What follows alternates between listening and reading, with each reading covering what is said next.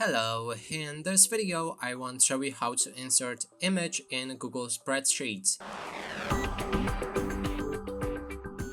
To do this, first we'll need to click on the insert in the top left corner of our screen, navigate to the image, and then there's two options. There's insert image in a cell, that means it will be tied to a specific cell and you'll be able to adjust the size by just dragging on the column itself.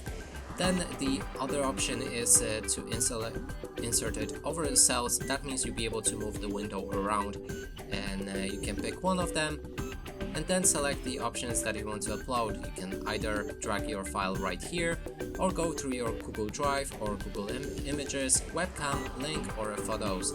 And that's it for this video. Hope you like it. Please consider subscribing to our channel, leave a like and a comment below.